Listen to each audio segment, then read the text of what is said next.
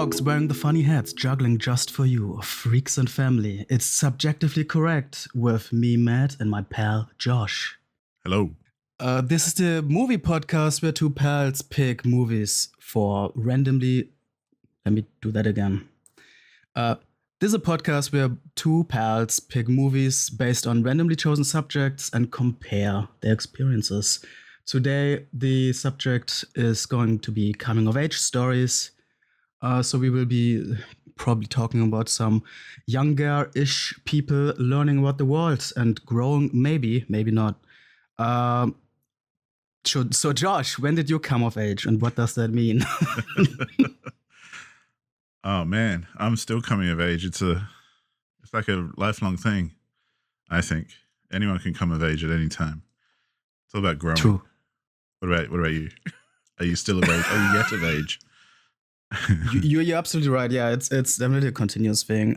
But when it comes to what it means, I think it, especially in storytelling, I think it often means just finding the spot in the world for you or what to strive for. I feel like those two are kind of like major elements, and I think both of our movies are focusing on that today. I think. Yeah. Growth is not necessarily there, but the the aim to grow is sometimes there. Yeah. You know what I mean? But coming of age doesn't necessarily mean growing, but it can also just being set in the rails to grow at some point. I think it's just like it's about growing up, isn't it? It's like there's all those points in your life that you reach where you think, oh, I've moved on to the next stage. I've figured something out. I have a different perspective or something like that. Yeah. And ultimately you kind of move on and you grow up into the next phase. And there can be many, many, many phases, but often I guess the most significant of those are the ones that we have when we're like teenagers or young adults or that kind of thing. So often we think about it as like a childhood experience or a growing up experience. But I think it can apply to anyone at any time in their life. Yeah. And I'm actually kind of curious, as we're going to talk about these two movies, if we can like name or pinpoint what these characters might have actually learned, if at all, because it's not always that clear, I think. Interesting. So also both our movies have protagonists at different age groups. Yours that we are going to talk about first has a much younger protagonist. So how about we go into that one? Yeah, so the film I have brought is a pretty mainstream star-studded cast kind of film. By the way, before I get into this, the greatest coming-of-age story ever is, of course, Stand By Me. But we've both seen that. There's not much to talk about. It just is an awesome coming-of-age story. Yep. That's it. So instead, I picked, because I was surprised that you hadn't actually seen this, Matt, the year 2000 film called Almost Famous, which is directed by Cameron Crowe and also written by Cameron Crowe. And I mentioned last time that I'd look it up, and I did, that he actually wrote this loosely as a semi-autobiographical kind of account of his own time as a youngster working and writing for Rolling Stone magazine as a rock journalist and traveling around the country and that sort of thing. So a lot of the stuff in this film are kind of based on experiences that he had. Obviously, there's, it's still a fictional story. So it's, there are characters like Ben Fontorres from Rolling Stone and Lester Bangs, who are other journalists that he's kind of based them on people he really knew. However, the whole story itself is kind of like a loose amalgamation of experiences and things that he had as a rock writer back in the day. So essentially, the long and skinny of this film is it's about this kid called William who's kind of, he's ahead of his years in intelligence as far as he's been put ahead in school and everything because his mum is a lecturer and quite intense, and essentially has put him ahead and not really given him much social skills. However, he's obsessed with music after his sister leaves him a bunch of records of funky, cool music from the era because it's set back in like the 70s. And he kind of gets obsessed with that and decides that he's going to try and be a journalist and write articles about bands that he's into and that sort of stuff. And so he eventually gets, kind of blags his way into following around a fictional band called Stillwater, who are they're on their like third album, but back in the 70s that means they're up and coming. Nowadays it's like you do one album, that's it, you get famous and see you later. Whereas back in the day you'd do a few albums before you got famous, and then people might start taking notice of you. And so he kind of goes on tour with them around the country, and it's about the band kind of dealing with their own fame and that kind of thing, as well as him kind of being in this extremely adult world all of a sudden and having to kind of quote unquote grow up to deal with it and that sort of thing, because he's essentially a 15-year-old kid who's in this super adult world. And he meets Kate Hudson, who's probably one of the other main protagonists, who's basically a groupie of the band. And so she kind of follows the band around as well with a bunch of other groupies and stuff too. And he kind of gets lumped in with them, but she's kind of closer to his age. She's like a little bit older. She's like 16. And he kind of falls in love with her because he's infatuated with her and she's so cool and out there and blah, blah, blah. But yeah, it's about him basically trying to be a rock writer and making friends with people that he's kind of never been around before, like all these band dudes who are drunk and on drugs and having sex, and all these girls who are throwing themselves at other people, and all these famous people who are getting excited to be seen and all this kind of stuff, or they've got egos the size of fucking skyscrapers. And he's kind of navigating all of that stuff as a 15-year-old kid who's been quite secluded in his upbringing as well. So this kind of being out in the world, he's kind of getting thrown in the deep end of adult life in the 70s around a rock band.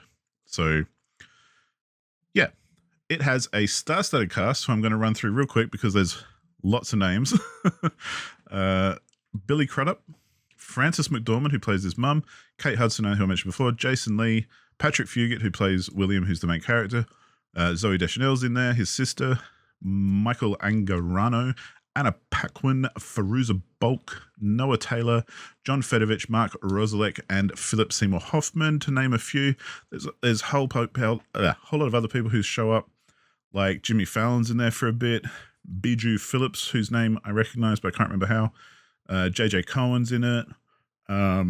There's just like, it's one of those movies where heaps of people show up and heaps of like mainstream celebrities are kind of in it. I think it's well cast. I think despite, having famous names and all that kind of stuff, I think they all fit it. It's not just for the sake of having famous people.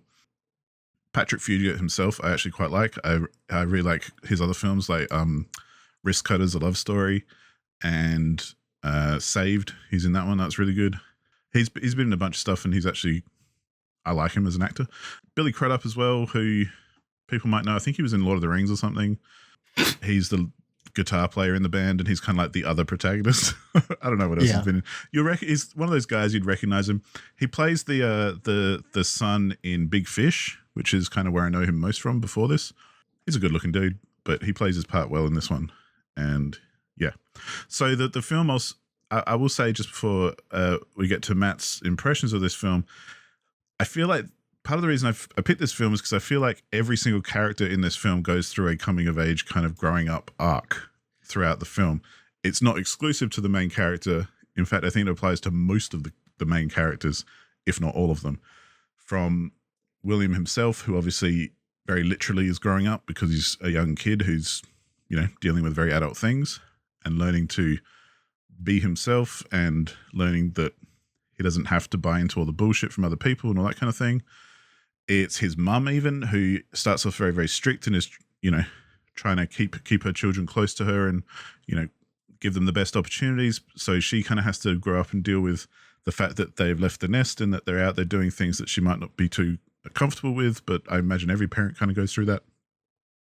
Kate Hudson herself, kind of her character, Penny Lane, she as a groupie kind of is, a bit used and abused throughout the the story, and she's in love with a guy who is married already, and all this kind of stuff. So she kind of has to grow up and kind of figure out that no, she can live her own life that isn't tied to these other people.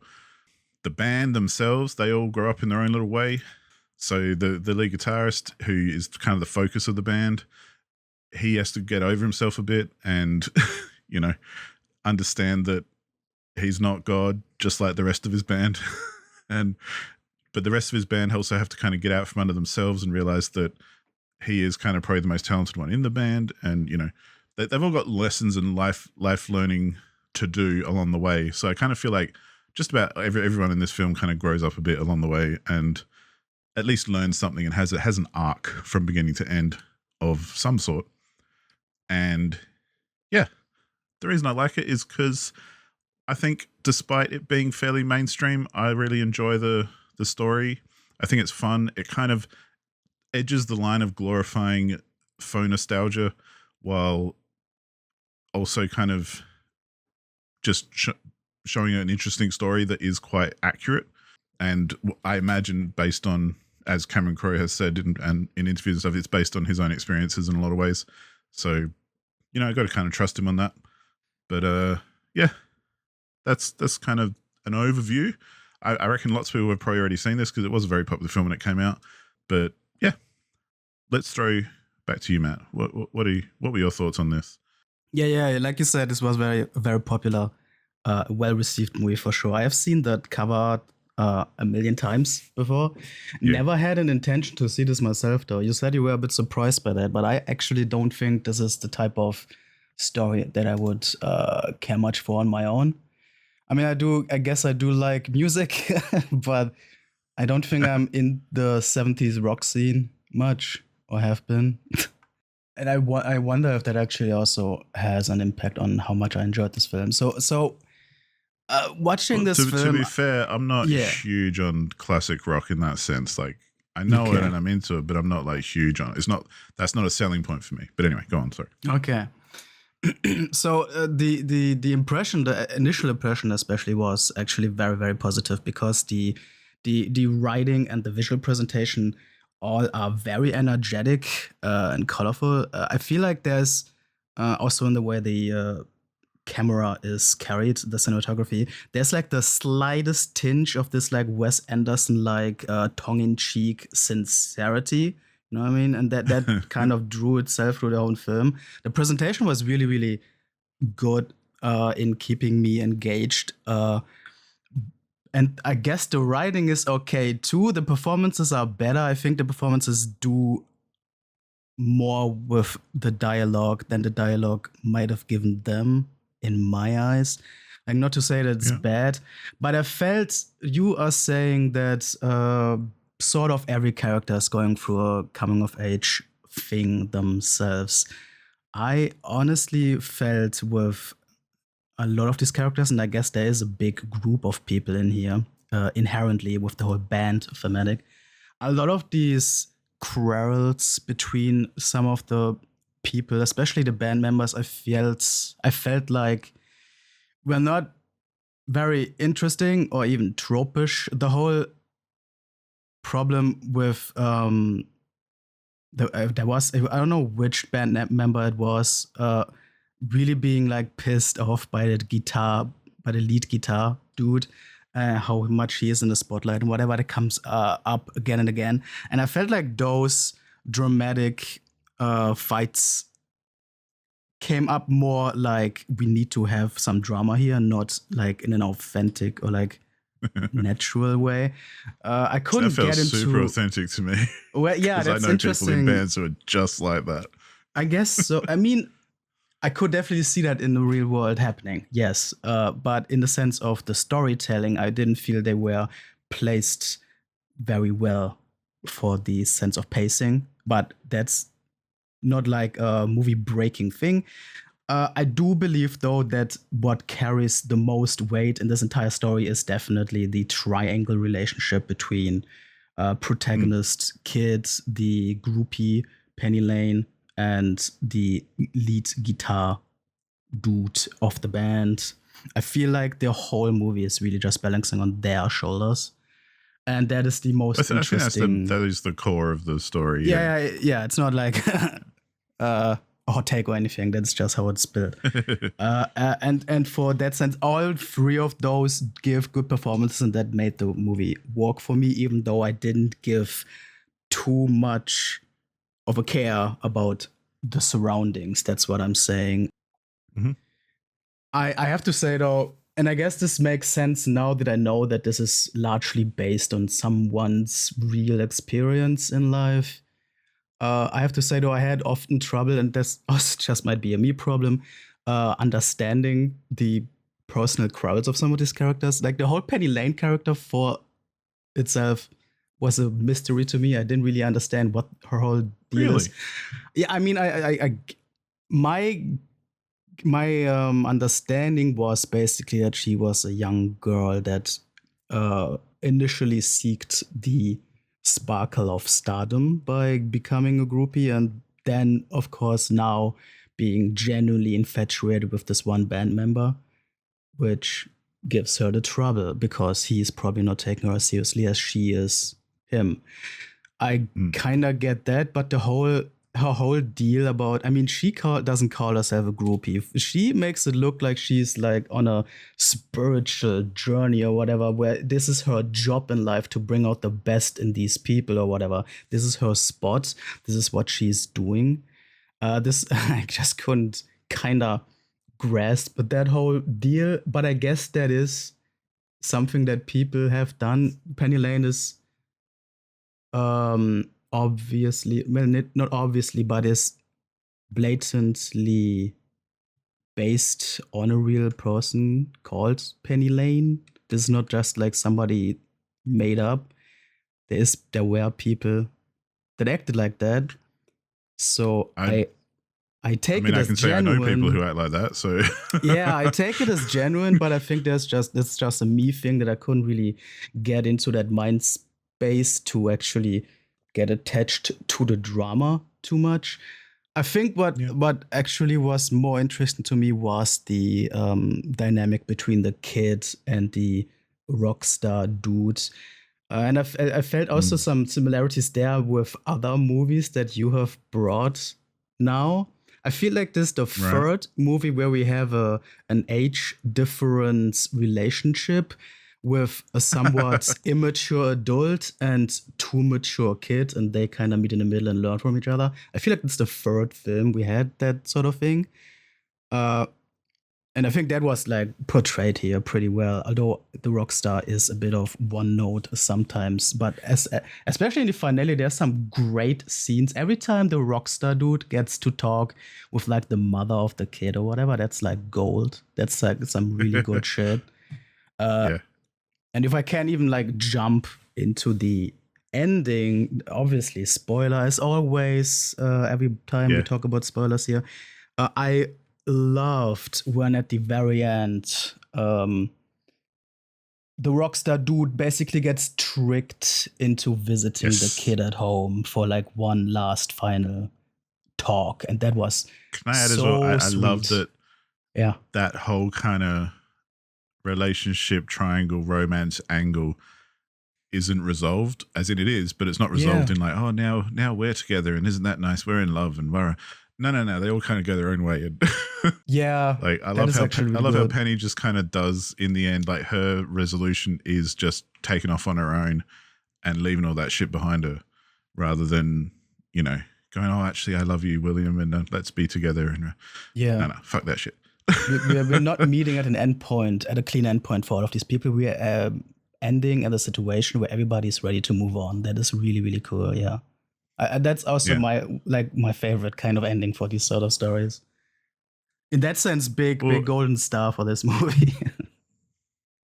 Well, and I think like you touched on a couple of things there about not really connecting with things, which I don't really realize until we start talking about this stuff sometimes, just how much I do connect with something or how much I do relate, I guess is more the point, directly to my own experiences, that kind of thing. Like part of what I love about Penny Lane's character is that I don't necessarily like her very much as a character. Like if the people I know who are like her in the real world, I kind of find a bit frustrating at times. Or I have, mixed feelings on, put it that way. So it's not like I think she's amazing or anything, but I can recognize so much about her that I have met in other people who are in, similar kind of situations, basically in similar kind of groupie kind of situations and stuff. And the way she talks about things and the way she views things is like, to me, just so authentic, even down to the flaws of it as well. And the things I don't like about that kind of character, that's so authentic as well. And yeah, because she kind of strings William on a bit as well. Like, she keeps making him promises that never come through, and maybe because she's not able to, because she's kind of being used a bit herself in that sense. Although I don't like, for the record, I don't like the narrative that groupies are being used, because a lot of groupies are there by their own choice and they want to be there, and that's kind of exactly what they want to do.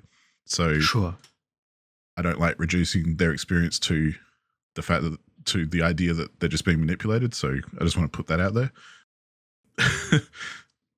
And that rings true as well to people I know who have been in similar situations. It's like, they were not used. They were doing exactly what they wanted to do. And they might have had mixed experiences, and they might have had mixed messaging, and, they might have come out in a different way than they expected or something like that. But it's not like they're just being naive and silly. They're doing exactly what they want to do, and they're being out there and they're living their life, and, they're having these experiences which they kind of are chasing. And because of kind of, I guess, being around some people like that, and also being around a lot of bands, like a lot of my friends are musicians in bands and always have been. Nothing huge, but they play locally a lot, and, I've hung out a lot, seeing local bands play with friends and other people as well. And yeah, all these kind of arguments and ego clashes and everything are very, very familiar to me. They rang really true. Again, like, the flaws and all, I feel like that is kind of the authentic stuff that Cameron Crowe kind of wrote down, and could relate to from his own experiences of traveling with bands and writing about them and that sort of thing. All that crap and bullshit basically that goes on is kind of pretty accurate, and I imagine fairly common too. Not excusing it or saying it's good, because it's not, but I think it's authentic either way. Yeah, I could see that. I think it's really just more my personality thing. That's not the kind of drama I find interesting. I think that's all that is. Yeah. What I actually would have really, really liked to give a bit more variety, I think. We have this character played by Philip Seymour Hoffman, like a seasoned music journalist who early on talks to protagonist kid and gives him a bit of like hints and whatnot, tips of where to go if he wants to pursue this. Like Philip Seymour Hoffman, of course, we all love him. Cool guy, plays a nice fun character here. Yeah, and I would have actually really liked him to like pop up a couple times more, where the protagonist kid, has a bit more time to bounce off of him and whatnot. Like, I feel like that would have been. But I kind of like the fact that he plays like, the indie rock journalist who isn't being mainstream, and like he kind of laughs about the fact that William starts writing for Rolling Stone, because he's like, like he says to him, like, tell them this is what'll blow their mind, because they're so predictable, and he knows exactly what they want, kind of thing. And right at the beginning, the first time we meet him, he's kind of being interviewed in a radio station, and he's essentially just being not the guy that he's meant to be. He's obviously a bit of a rebel. He's obviously a bit out there. Yeah. And a bit against the grain. And so I love the fact that he's kind of the conscience for William, as William kind of grows up and learns these things and has to kind of test the waters. And so when he does talk to him every now and then, he gets like a bit of a reality check from him. Exactly. And Lester Bangs is constantly telling him, like, these people are not your friends. They're full of shit. Exactly, yeah, and I just would have liked more of that, because I think that's pretty much mostly at the very beginning and end. There's a big stretch in between where there's no communication between us two, where I do think the character could have added some cool bits still to the situation. Yeah. But I get that. I've also read, so Billy Crudup plays the lead guitar dude, one of the main characters, and apparently he was at one point, Russell, and he was apparently at one point supposed to be played by Brad Pitt, And I am so glad Yeah, I that think I didn't heard that happen. too. That Yeah. would have been awful. Brad Pitt does not make sense in a role like this, I don't think. So thank God I that didn't mean, happen. I'm a Brad Pitt fan. I think he is quite versatile, but Sure. I do think Billy Crudup was very good and well suited Yeah, for the role either way. So I believe so I too. think they made a good decision in the end. Also, It's kind shout of like out Jason to Lee as the lead singer as well, because like he's usually a yeah, very comic actor. He's been in all the like, View Askew films, like, and all that kind of stuff. I think he did a great job as like the larger than life, over the top kind of egotistical lead singer. he did. And Jason Lee also made so much sense to see him here. That was not a surprise at all, in a way. Yeah. Also, shout out to Noah Taylor as the manager. I love seeing Oh, Noah yeah. Taylor in anything. The dude rules. Love Noah Taylor. Yeah. Yeah, that's what I mean. So, It's got like a good cast. yeah. Billy Crudup though, Russell's character, like what has he learned? Tell me, what has he learned throughout this? Well, I think he kind of gets a bit of a reality check, like, but in that last scene where he kind of realizes that, I think when he contacts Penny at the end after they've had their big kind of, cathartic moment of the movie, and basically William goes and writes the story, and they all deny it because they don't look very cool and they don't look very good in the story, because he just tells the real things that happen. And then I think Russell he has a bit of soul searching, and he kind of realizes that all this bullshit is going on, and at the end of the day, he does actually, I think his arc is about learning that it is all bullshit, and he gets right back down to the core of it again. And when he ends up at William's house, and William kind of asks him, all right, so what do you love about music? And that's what I like about his performance, because you can kind of see in his demeanor and everything, he's just like, yeah, man, I just fucking love music. Like, everything about music is what I love. And the way he delivers it is like, yes, this is exactly why I'm a musician. This is why I'm doing this kind of thing. And I feel like that's his arc, because he's let go of all the crap and all the, celebrity that comes along with it, or the groupies, or, all that kind of stuff. And he's just got back down to brass tacks, and he's like, man, I just fucking love music, like straight in, straight out, and he's come back to realizing why he's doing it in the first place, kind of thing. And, that kind of makes him honest, I think. Yeah.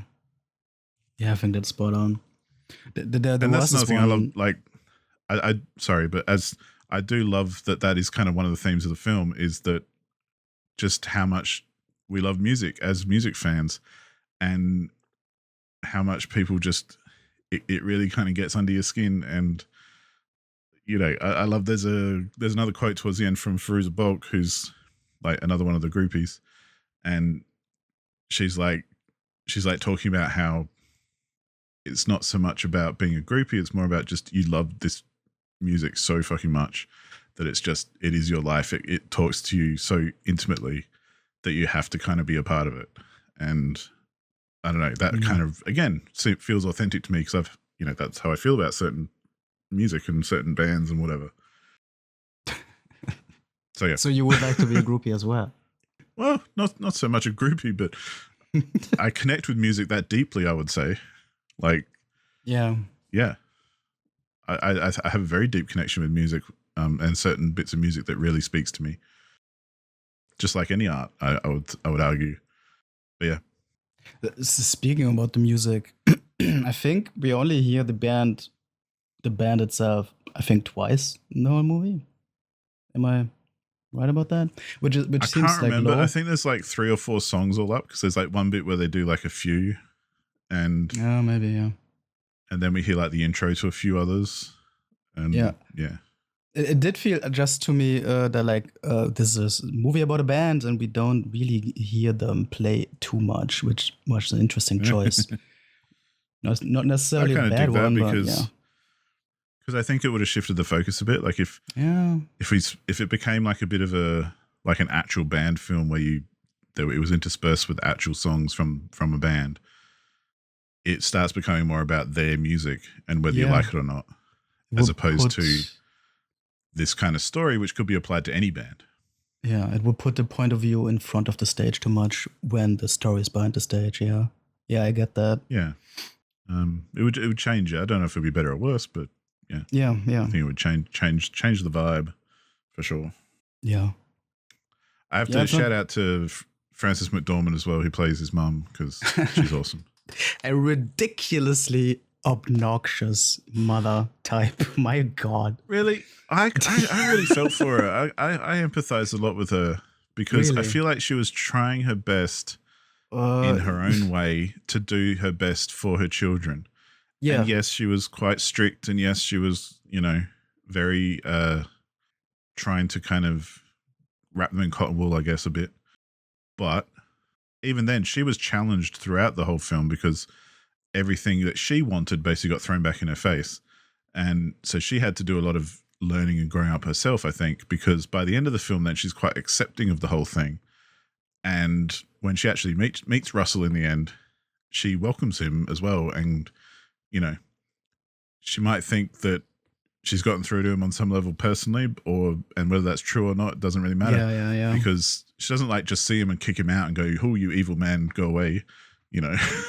She welcomes him in and like invites him to come and be a part of the family, basically, and like talk to William, and she encourages that relationship. And I think that shows a huge arc for her because It's she's kind true. of starts off really anxious and worried about everything that might happen. I don't know if I've But yeah, felt that development, that growth of her, uh, yeah, like introduced very well, because I don't really see the reason why she has this change of heart. Because she starts very much as everything has to be intellectually decided the best for my kids. Which she very much puts the intellectual decisions over the emotional ones. I felt. But I didn't see in the movie why she decided to open up more. I think because she was basically forced into it. I guess. Like she didn't have a choice. Like initially, when William goes off Yeah. to tour with the band, she's like, "Okay, you got to be home by this date, like in a week or two or whatever." And he misses that, and he just calls her from the road and tells her, "I'm not coming home by then. I'll be home next week," and then hangs up basically. And she's like, "Oh, well, I've got no choice, then I have to just fucking deal," basically. Yeah, I guess that's it. Because Huh? there's no mobiles, there's no like running across country to go get him or anything. It's like, well, he's not coming home. I just got to fucking deal with it. And whether she's happy or not, she has to kind of Yeah. learn that part of letting go, which I imagine is quite common for a lot of parents on some level, where when your kid does start becoming more independent and going out into the wide world full of dangers and risks and potentially bad decisions, you kind of need to be able to let them go and let them make their own decisions and kind of figure it out for themselves, while still remaining, hopefully, I would think, like a welcoming and supportive kind of aspect of their life. And so I feel like that's where she kind of ended up, and for the better. Yeah, definitely. I feel like there would have been more meat to chew on though, because the dude was her second child, and the firstborn daughter was already a rebellious one that left the house. So I feel like it would have been cool to see more of a dig down why the change didn't happen with the first child, but only with the second. Well, I think she did with her daughter as well, because in the end, she's welcomed back, in her own way. Yeah, in the end, Like they but made only the joke because of her saying, "I forgive you," and she's like, "Well, I didn't apologize." Yeah, But but it basically I feel only yeah. Sorry, go on.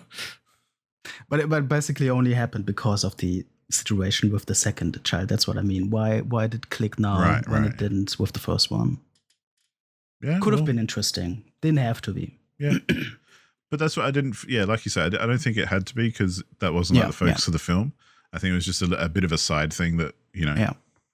I wonder if that was based on like if the mother figure was based on Cameron Crowe's experience or not, because I wouldn't be surprised if it wasn't, but Yeah. it could be, because again, the whole film's kind of based on things he knows. Mm-hmm. And to be fair, like I think of my own parents. Like I had really strict parents growing up who I did rebel against, and they had to kind of figure it out. And you know, a lot of what I just said kind of applies to them as well. Like, because I didn't, you know, I pushed their buttons and I kind of made them deal with shit that perhaps they might not have wanted to, but they had to, you know. I bet you did. Because they could either deal with it or lose me as a kid. Essentially, like, is the hard fact of it. Like, you have to kind of let your kids make their decisions, especially if they're a kid like me who was kind of not very welcoming to authority figures or that sort of thing, and did want to make my own decisions and do my own thing for better or worse. And I know that was difficult for my parents when I was a teenager, and they had to learn a lot and deal with a lot to kind of, you know, still be my parent and not just try and lock me down. So, you know, I guess maybe again I can just relate to that a bit more as well, because it rings true from having strict parents myself, you know? That is actually an incredibly good point. I think because the movie that I picked is very much something that I projected onto a lot when I was younger. So I really feel both of these movies are probably like in a sort of way representing a bit of our own experiences, which is very cool about the subgenre, I guess, in general. Well, with that in mind, let's what rating would you give Almost Famous? Yeah, I don't. I guess I gotta give the solid 7 out of 10 because I do appreciate the production and the performances a lot. When it comes to pure enjoyment, it would probably be around the 6 out of 10. But you know, I do enjoy the presentation and all, so that puts it a bit higher for me. Yep. Where are you at with this? I'm a solid 8 on this one. So only a little bit higher than you, like a 4 out of 5. I also love the soundtrack. It's full of like, yes, classic rock hits and everything. But I feel like that's a big part of the film that maybe I haven't talked about much, but I do really like it. I think the song choices are great. I think they place them really well, especially the ones that stand out or like carry a scene or something. I feel like they made some good choices. They put Neil Young's Everybody Knows This Is Nowhere at a fantastic spot, but ended it way too quickly. That kind of rubbed me the wrong way. I mean, they can't go through every song. Yeah. The whole unfortunate. Lot. But yeah. All right. And I think between that and like the fact that they stayed away from like the obvious romance angle at the end. Yeah. I actually really like that because I fucking hate that shit. We hate romance. Yeah, man, fuck that. I'm glad they didn't take the obvious in that sense and did something a bit more interesting, I suppose. Yeah. Plus, I think this film was quite funny in parts I didn't mention, but you know, the whole Rolling Stone mob are hilarious, and there's like heaps of little jokes in there and everything, and I just think it's quite a fun, funny kind of film too. For sure, yeah. That's what I mean with the like tongue-in-cheek sincerity. It very much has that spring in its step to be lighthearted in a sort of way and funny, while not losing the grounded reality or whatever it's trying to portray. Yeah. Word. All right. Well, I guess tell us about on. The world of German Matt. It's much sadder than your story. Okay, so my film that I brought for this coming of age episode is called A Coffee in Berlin, released in 2012. This is a full-on German production, unsurprisingly. So German. Yeah. And I think it's the first German film that I brought here, isn't it? So that's might be, cool. From memory. Directed and written by a man called Jan Ole Gerster, starring people with names like Tom Schilling, Mark Hosemann, Friederike Kempter, Arndt Klavitter, Ulrich Nöthen. That's a couple names that I thought were playing some of the more prominent characters or supporting characters. I don't think any of those is like a big name, even like over here. I think Tom Schilling has a pretty big thing. And actually, Tom can okay.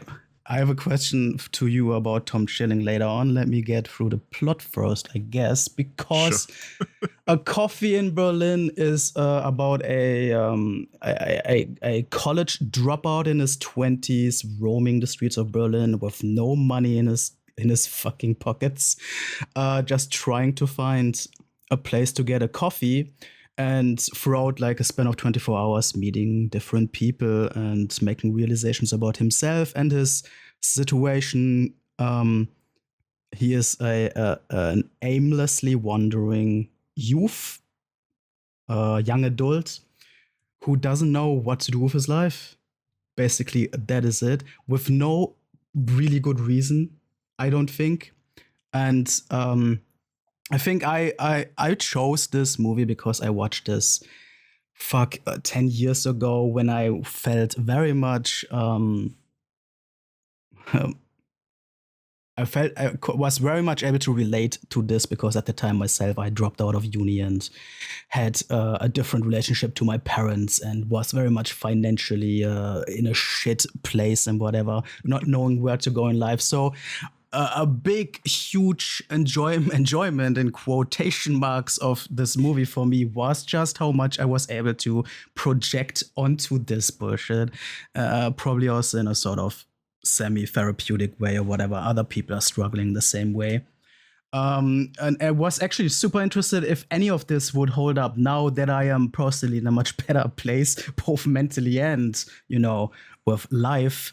And I do actually still think this movie is very much a sort of realistic presentation of, I think, the situation that a lot of like middle class people are in, middle class youths that have all the safety nets and all the securities. There's no physical harm, and yet still they are nowhere in the world and have no idea what to do with, which is a privileged struggle to be in, but also something that I think it's interesting to portray without it being like I don't know, uninteresting or whatever, because it is very much a situation that people can find themselves in. I feel like a lot of these coming of age stories do focus on a more specific thing to overcome, more or less.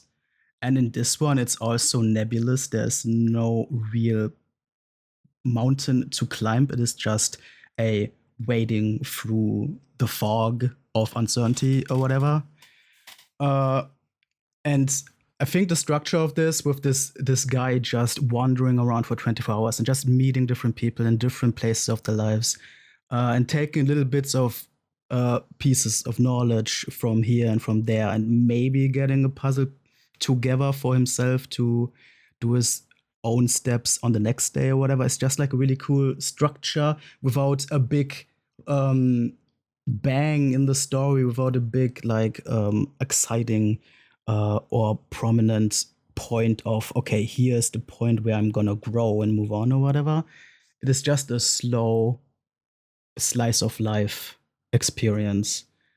And I think a lot of these interactions that the protagonist makes with other people, because he hangs out with friends who follow their passions in the arts, like actor friends and whatever. They are not bound by any expectations or whatever. They just do what they love. That is something that you can learn from things. He meets old acquaintances from school, from childhood, that who he used to bully, and they don't have the best relationship, and now here's an opportunity for a new start, but even that doesn't like go exactly the way that it maybe should or could.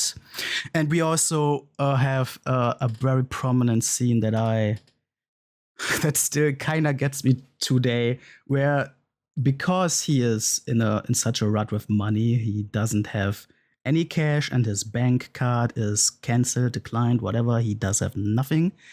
Not even the $4 for an overpriced coffee. He eventually calls his dad, his very obviously well-off, higher middle class dad, to talk some money out of him. obviously, because he is such a financially dependent boy.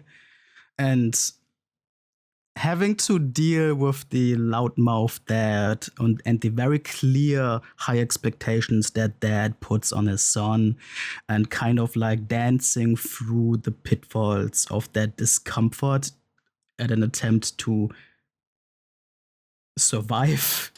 I felt that so much back in the day that still put me kinda in the same spot now to a degree. And I really like that dynamic, especially because it doesn't go well. And the father, even though I think the father is a very dislikable man, he is also not completely in the wrong.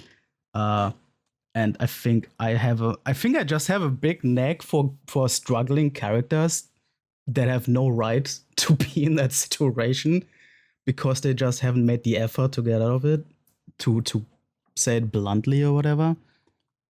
I don't know. I'm actually super curious because this is very much a personal thing, and I don't think this is anything that I have an expectation on the following question. Could you relate to any of this? I'm expecting you to decline.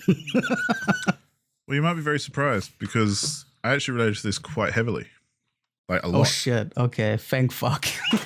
As in, this felt very, very familiar. A lot of this film, or the story being told, in perhaps different ways than what you're saying. Because there's a couple of things you said there which I took notes on because I not that I disagree, but I question a bit. I guess I did like the film overall.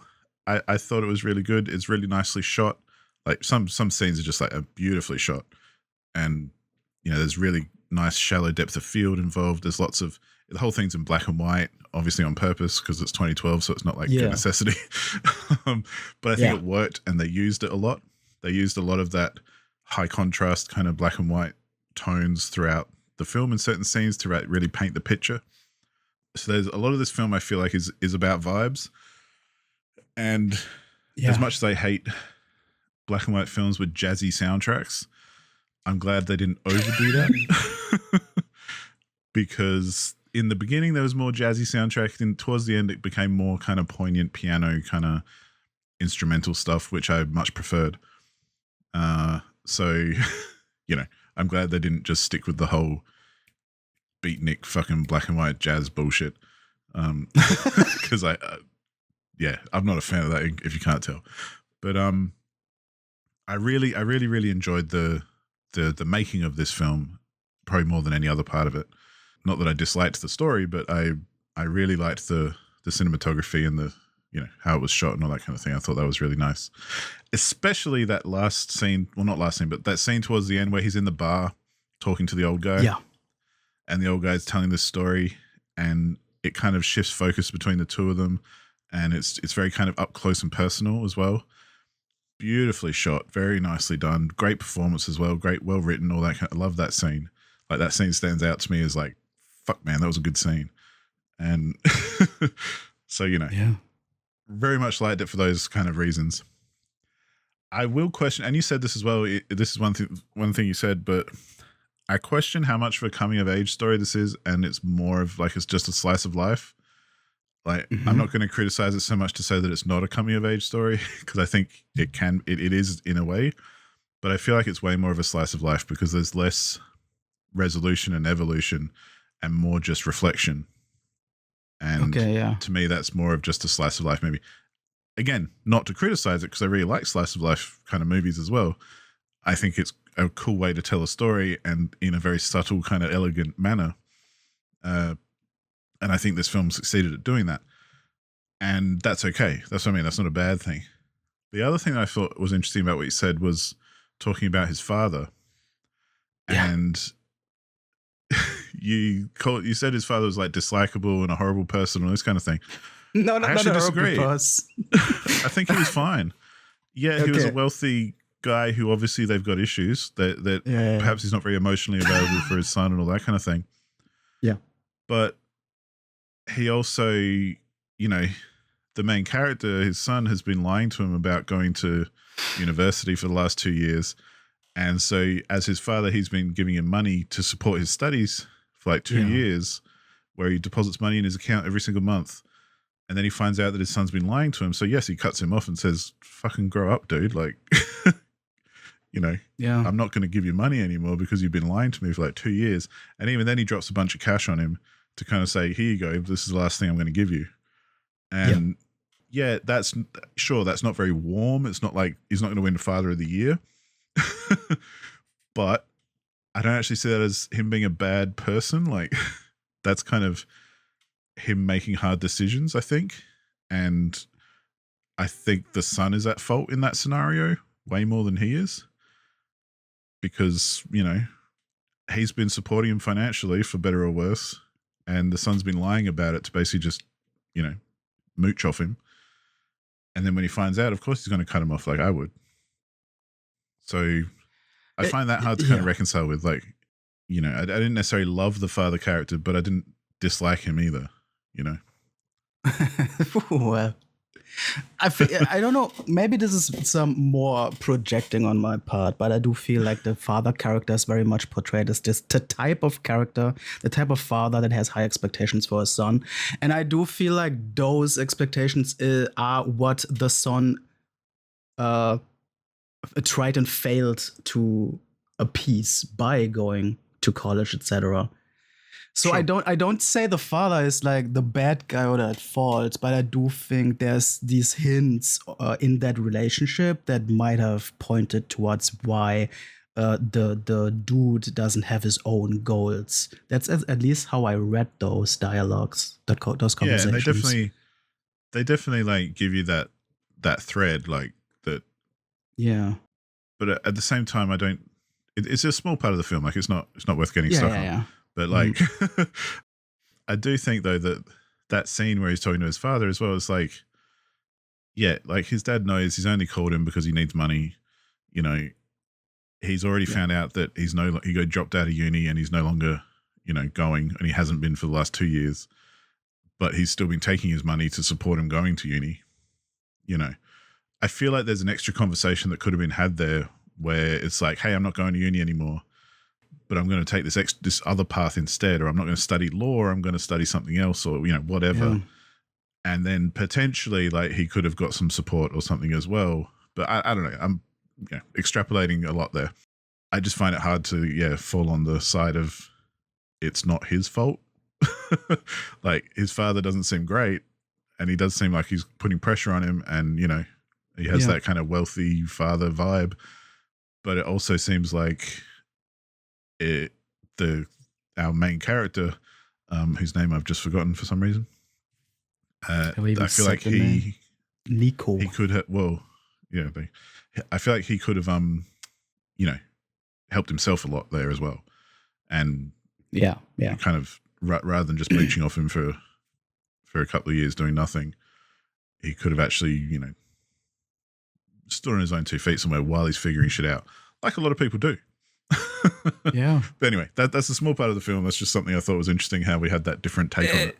It is a small part of the film, but I do honestly, that is my interpretation for this entire thing, that this whole thing is about a guy learning to not stick to expectations that ultimately don't fit his personality, but instead should look for following his own passions, like the people around him, that would probably lead him somewhere more positively.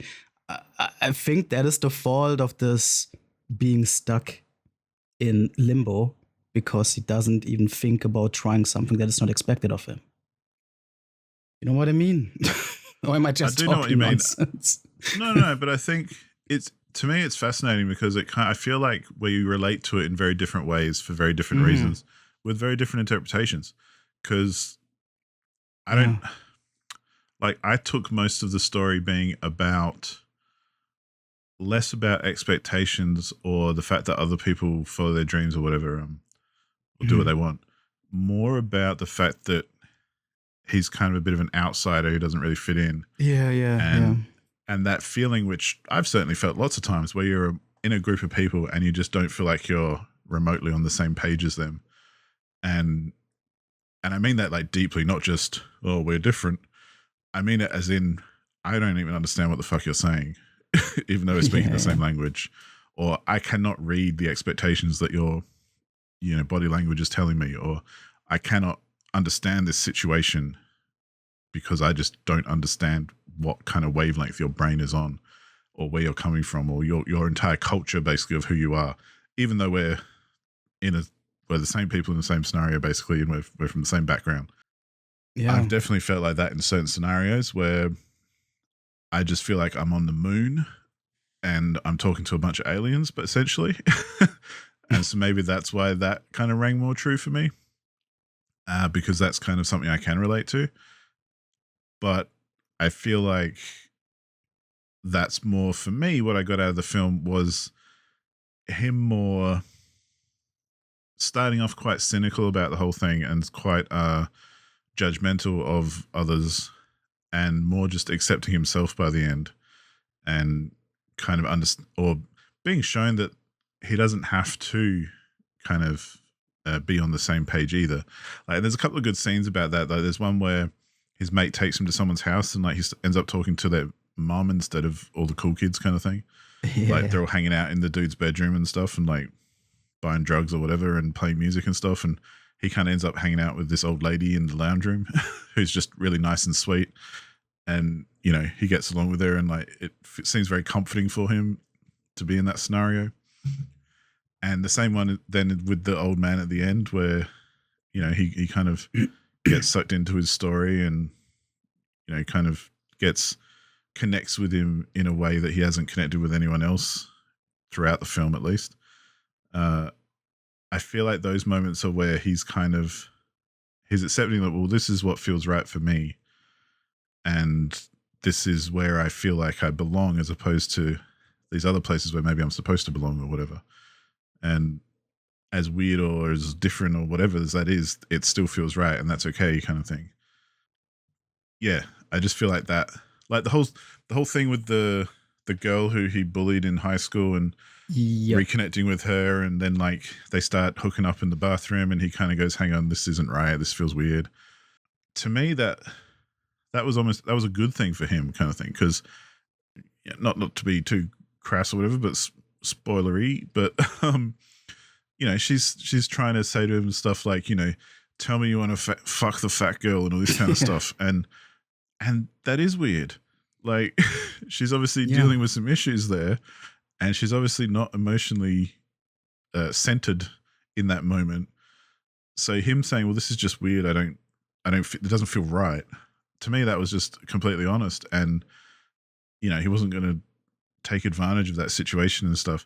And again, maybe I can relate to that as well, because I've been in similar situations where, I'm sure lots of people have, where it doesn't feel quite right, and sometimes you make the bad decision, sometimes you make the good decision, or whatever it is for the scenario. But I feel like him, and it shows in her reaction as well, like him kind of saying, I'm not comfortable with this, actually, let's not do this. And she basically then attacks him for, not basically being into her. And it kind of is, it is that kind of past trauma stuff kind of coming out, even though she's saying she's over it and she's all good and whatever. It's like, well, it's obviously not. So he's kind of like not buying into that bullshit, which I kind of like. I think that was a very positive character trait for him in that moment, because it got weird, and he said, this is weird. I'm not doing this. And I support that. We support making your own decisions and not falling into someone else's coping mechanisms. Funny that, yeah. But it is like half the time, I think when we make bad decisions, it's because we're peer pressured, or because we feel like we should, or all those sorts of things. So I think exactly that is kind of part of his journey, is to kind of, not even a journey, I feel like that's part of his not fitting in. That's part of him being an outsider, is where his decision making and stuff doesn't necessarily fall in line with what's expected. And so that kind of puts him on that different page than anyone else. So I guess that's kind of why I related to that sort of stuff a bit. Yeah, I think that is that final, thought laterally moves into my interpretation of expectations Not always being the right way to go. Yeah. The final talk with the guy at the bar as well. What did you take his story as meaning? Because for context, he meets a drunk dude who tells him about his youth in the neighborhood in Berlin, where he experienced as a kid the start of or a prominent situation during the Nazi regime, where the neighborhood started to essentially throw bricks into Jewish stores, etc.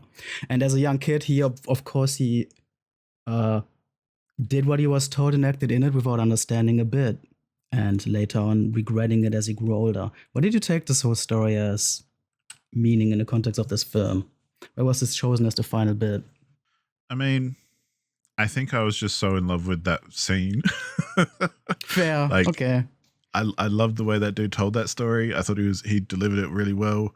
He like stole the show in that sense. Yeah. Maybe part of it is because I don't understand German, so I am reading subtitles. So I understand that I might lose a bit one way or the other. But still, I thought it was a really good performance, and I thought it was really well written as well, that scene. And yeah, as far as the story goes, I think it was just more, I took it more as just recognizing each other's humanity. Like just recognizing how we're all the same, because he tells this elaborate story about, basically people rioting in the town and smashing up all the Jewish stores and that kind of thing. And how him as a kid, his main concern was that there was glass everywhere and he wouldn't be able to ride his bike around anymore. Exactly, yeah. As in, it had nothing to do with politics or the war or Nazis or any of that kind of bullshit. It was just the perspective of a child, which was, I like riding my bike around here, but now there's glass everywhere. I don't know if I can do that. And I thought that was really touching and kind of one of those moments in which I love about storytelling, which kind of reveals our common kind of humanity. And, I reckon our protagonist in that sense could relate to that as far as or empathize with that, at least, even though it's so foreign to him because it's a long time ago. It's, rah, rah, rah. But I feel like that for him, the reason he then kind of felt responsible, I guess, when the old guys eventually rush to hospital and he stays all night at the hospital waiting to find out what happened to him and all this kind of stuff. Part of that, I think, is because he connected with him on a very fundamental kind of human level through that story. Yeah. Where you recognize something that's incredibly common for everybody. And that's kind of what good storytelling is to me. Like, it is revealing and relating to that, very ethereal kind of, or ephemeral humanity that we all kind of share, despite all of our different, experiences or perspectives or whatever's. We do still share this common thread that is kind of difficult to reveal sometimes, or kind of difficult to even recognize.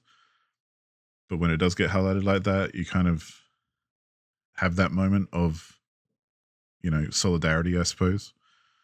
Yeah. And feeling more connected. Plus, I got to tell you, the amount of times I've been at a bar drinking or whatever in the middle of the night and some random drunk dude comes up and sits down. Suddenly he's your best friend and you end up talking to him for the entire night because you don't want to tell him to fuck off because you're a bit too drunk for that and you might get angry. But you end up just kind of chatting to the most random people. And yeah, some of them have got good stories and are very interesting. Most of them aren't, but occasionally you get a good one. Most of them are just bogans who are on the piss and you just want to tell to fuck off, but you also don't want to start a fight.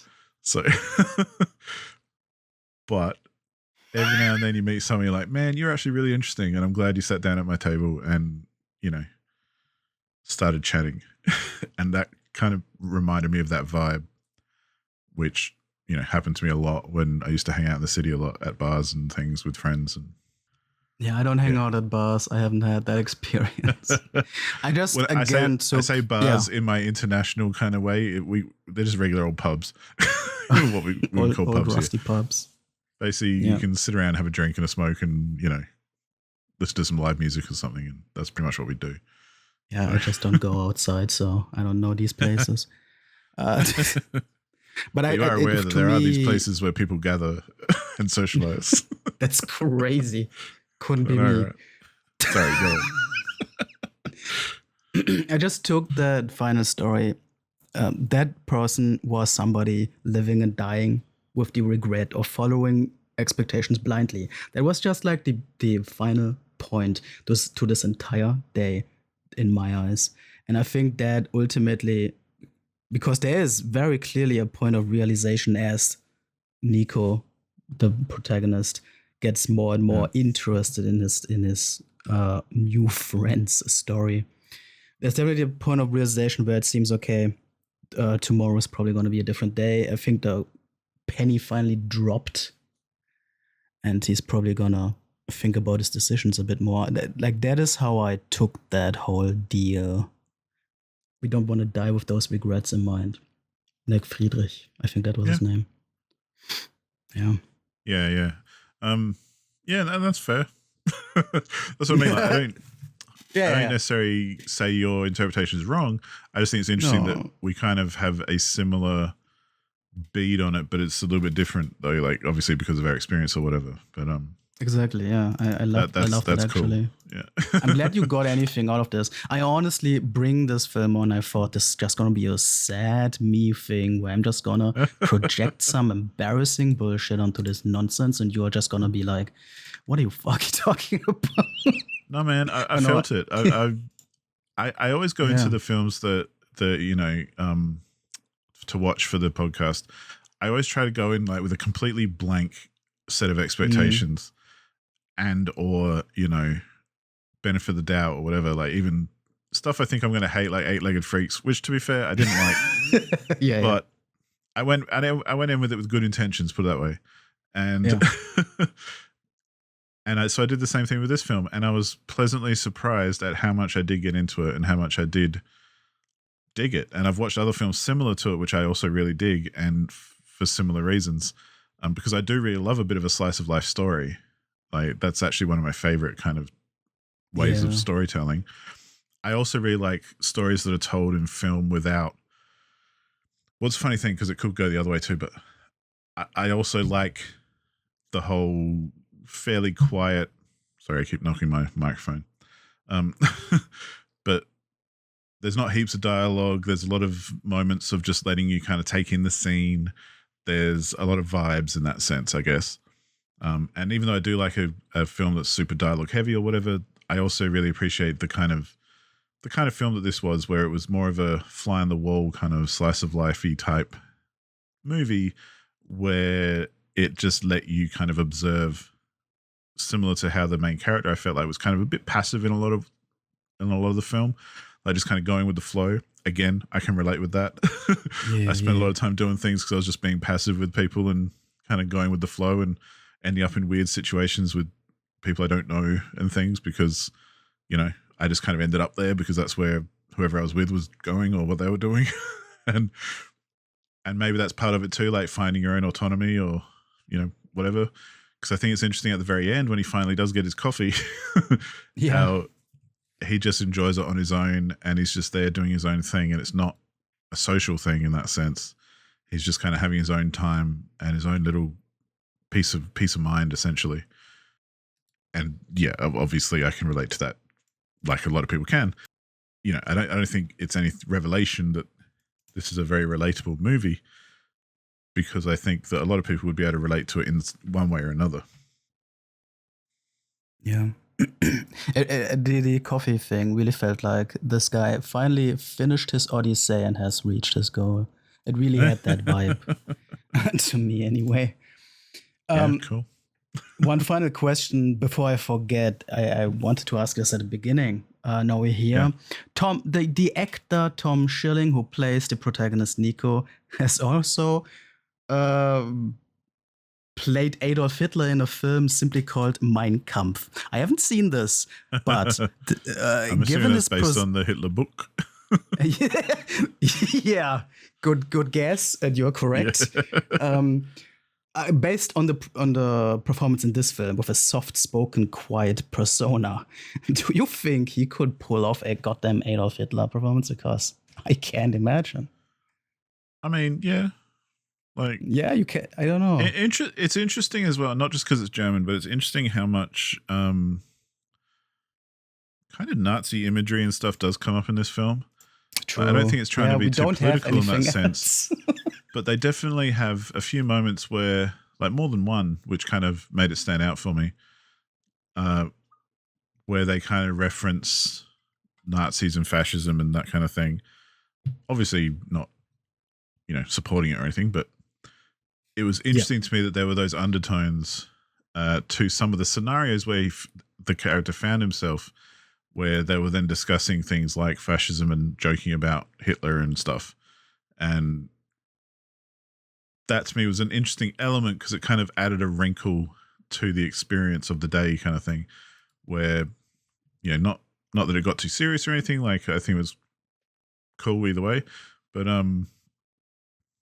yeah, it was just interesting to me that it came up a number of times. Yeah. And yeah, maybe partly because it is a German film, it seemed interesting as well.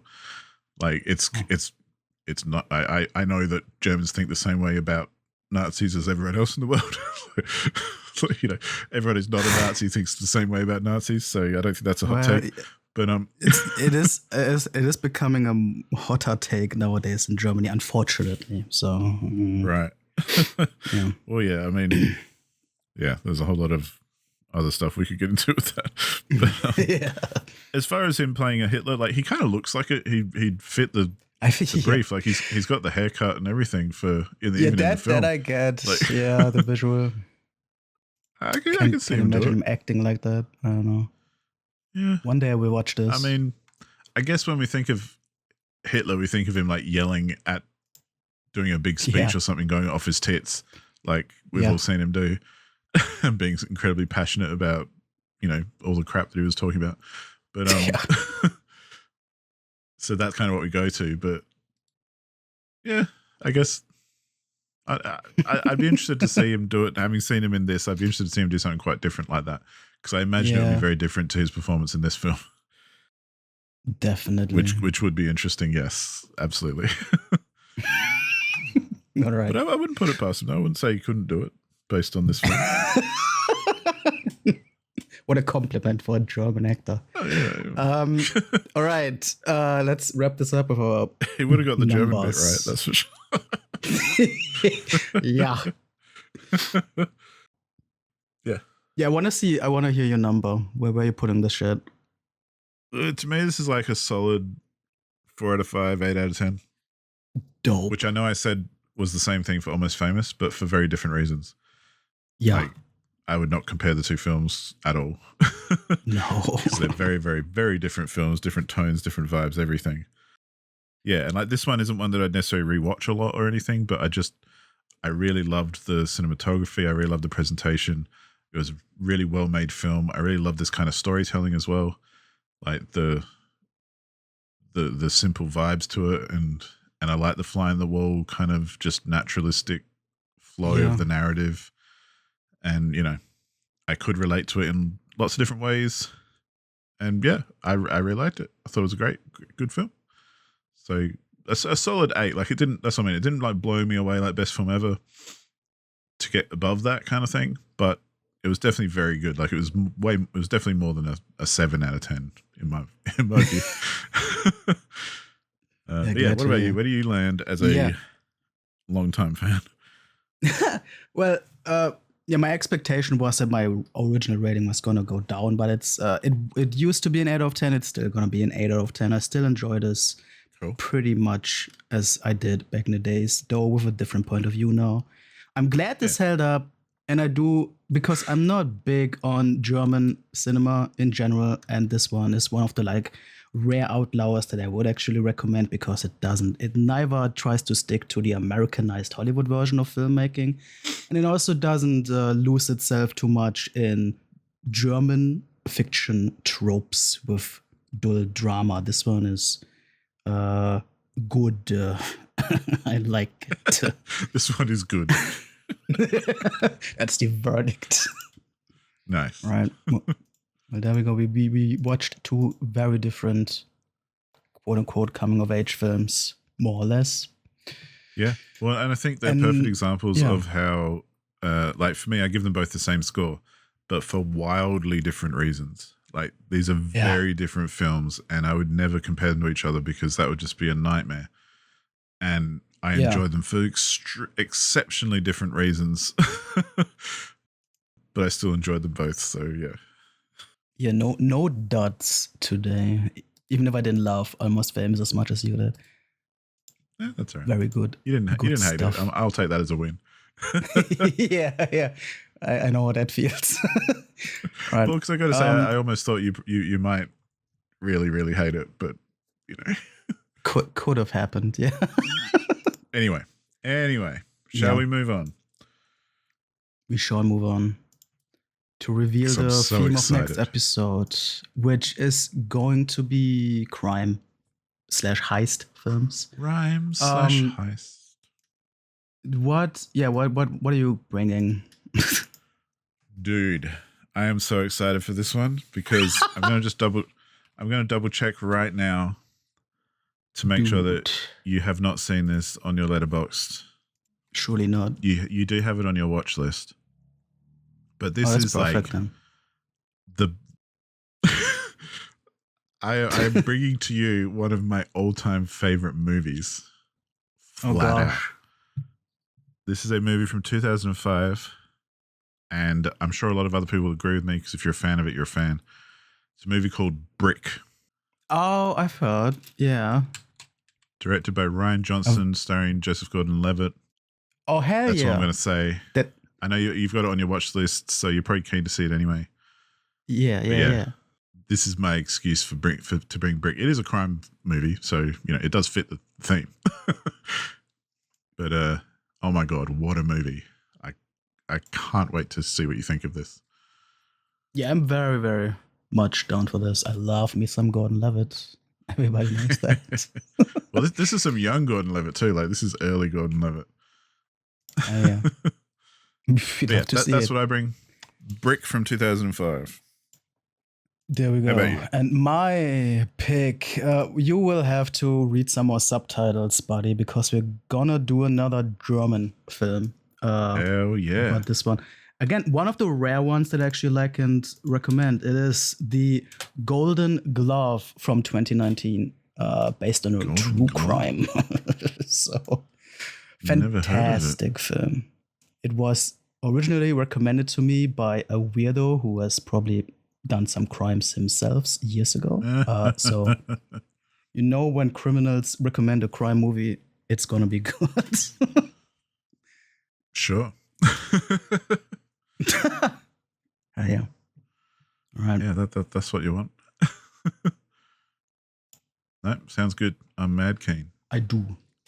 Yes. And then, dear viewers, dear listeners, or whatever, thank you everybody for hanging out with us again. I hope you watched and enjoyed these movies too. Feel free to leave your comments wherever you see fit, and we might actually check them out if you feel so kind.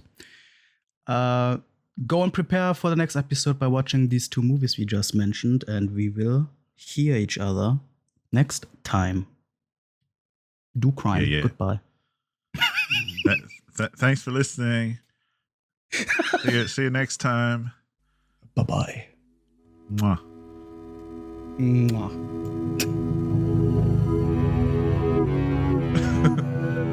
Fantastic.